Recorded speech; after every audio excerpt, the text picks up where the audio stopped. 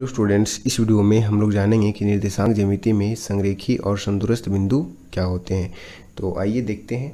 संरेखी को यदि हम संधि विच्छेद करें तो यहाँ से हमारा अर्थ निकलेगा समजोड़ रेखी, ठीक है। उसी तरह से यदि हम समदूरस्थ को संधि विच्छेद करें तो ये आ जाएगा सम जोड़ दूर अजोड़ स्थ, है ना। अस्थ मतलब स्थित। तो इस तरह से हम देखें तो संरेखी में जो हुआ सम जोड़ रेखी, इसका मतलब क्या हुआ कि सम रेखी मतलब एक ही रेखा पे, है ना। क्या हुआ? एक ही रेखा पे, मतलब वह बिंदु जो कि एक ही रेखा पे स्थित हो, है ना। वे बिंदुएं जो एक ही रेखा पे स्थित हो। जैसे हम एक रेखा खींच लेते हैं और इस पे कुछ बिंदु दर्शा लेते हैं, यानी कि ए, ठीक है, यहाँ बी दर्शा लिए, ये सी और ये डी। तो यहाँ हम देख रहे हैं कि ये एक रेखा जो हम खींचे हैं ए डी, इसी पे ये चारों बिंदु हैं, है ना। ए डी रेखा पे ही बी बिंदु सी बिंदु भी है और ये दोनों बिंदु भी है ना। तो इस तरह से ये चारों बिंदु जो हैं क्या हो जाएंगे? संरेखी कहे जाएंगे, है ना। और इस चीज़ का पता हम कैसे लगाते हैं कि यदि दो जो है, मतलब जो भी आपका दिया हुआ है, 3 बिंदु यदि रहे या 4 बिंदु रहे, तो उसमें जो सबसे बड़ा है ना, यदि 2 रहता, ठीक है, जिसे इस तरह से खींचते हैं हम। पहले 3 बिंदु का समझा देते हैं आपको, ए बी और यहाँ से सी ले लिए, ठीक है। तो इसमें 3 बिंदु हम एक ही रेखा पे लिए हैं, तो ये तीनों संरेखी कहे जाएंगे। किस कंडीशन में? यदि इसमें जो सबसे बड़ा है, तो सबसे बड़ा कौन सा है? ए बी है ना। यहाँ जो है ए बी की लंबाई सबसे अधिक है और एक ए सी भी है और एक बी सी भी है। तो बी सी और ए सी की लंबाई क्या है? ए बी से छोटी है, तो सबसे बड़ा इसमें कौन सा है? ए बी है।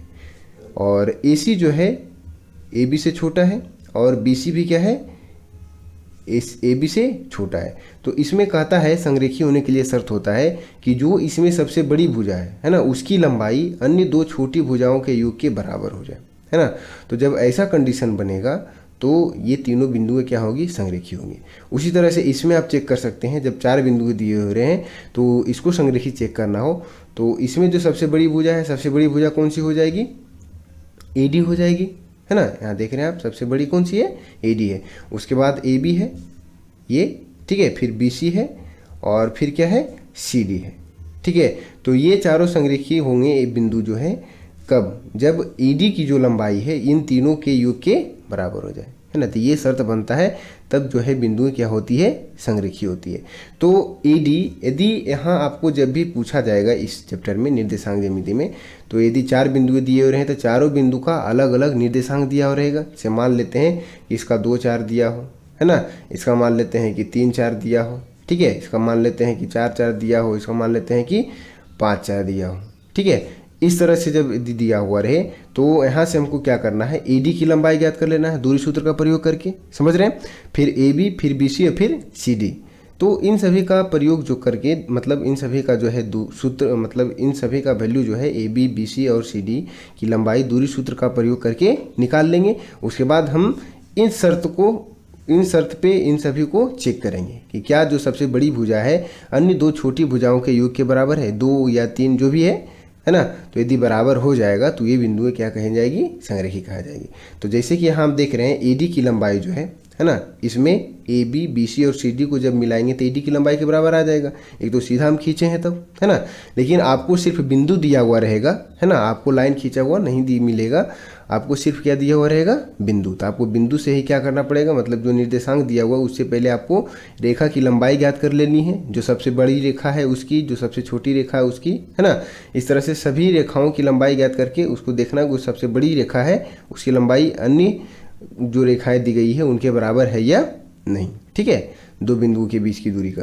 तो इस तरह से जब कंडीशन बन जाएगा तो क्या हो जाएगा? बिंदुएं संरेखी होंगे। समदूरस्थ में क्या होता है कि सम जोड़ दूर जोड़ अस्त, इसका संधि विच्छेद हम किए तो क्या आया? सम जोड़ दूर जोड़ अस्त, मतलब एक ऐसा बिंदु है ना जिससे अन्य बिंदुएं क्या है? बराबर दूरी पर स्थित हो, है ना। एक ऐसा बिंदु, मान लेते हैं कि एक बिंदु यहाँ पे O है और इससे कोई 2 बिंदु या 2 से अधिक बिंदु हम ले लें, है ना, जो कि बराबर दूरी पे इस बिंदु से स्थित हो। जैसे हम ले लेते हैं कि ये ए बिंदु है ना, यहाँ पे, और यहाँ पे ले लेते हैं एक बी बिंदु, ठीक। अब इसको हम मिलाते हैं यहाँ पे और यहाँ पे मिलाते हैं, तो बिंदु ए और बी जो है बिंदु ओ से समदूरस्थ होंगे। किस कंडीशन पे?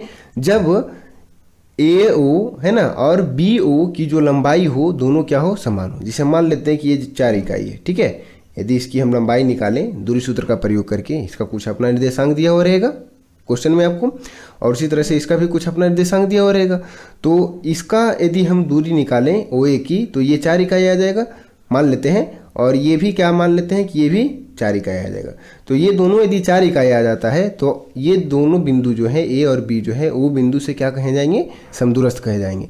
और यदि ये दोनों दूरी बराबर नहीं होता है, मतलब OA और OB की लंबाई जो है बराबर नहीं होता, मान लेते हैं कि ये 5 इकाई आ गया, ये मान लीजिए कि 3 इकाई आ गया, है ना, तो इस कंडीशन में ये दोनों बिंदु जो है वो बिंदु से समदूरस्थ नहीं कहे जाएंगे। समझ रहे हैं? 2 से अधिक बिंदु भी हो सकते हैं। एक और बिंदु ले लेते हैं, यहाँ पे हम C बिंदु ले लेते हैं। तो ये भी समझ लिए कि यदि ये 4 इकाई आ गया तो O बिंदु से A B C तीनों बिंदु क्या हो जाएंगे, समदूरस्थ होंगे।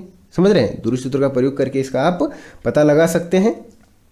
और यदि इसमें एक भी क्या हुआ, जैसे यहाँ पे ये 3 इकाई आ जाता है, तो बिंदु O जो है ना, बिंदु O से A और B समदूरस्थ पे हो जाएंगे, लेकिन C समदूरस्थ नहीं होगा, क्योंकि ये दोनों क्या है, बराबर दूरी पे, ये अलग दूरी पे हो गया। यदि समझ रहे हैं?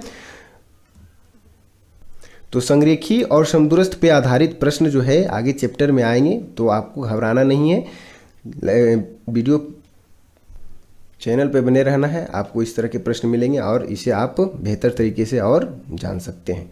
तो आशा करते हैं कि आप लोग संरेखी और समदूरस्थ बिल्कुल ठीक तरीके से समझ गए होंगे। मिलते हैं इसके अगले वीडियो में, तब तक आप हमारे चैनल पे बने रहेंगे।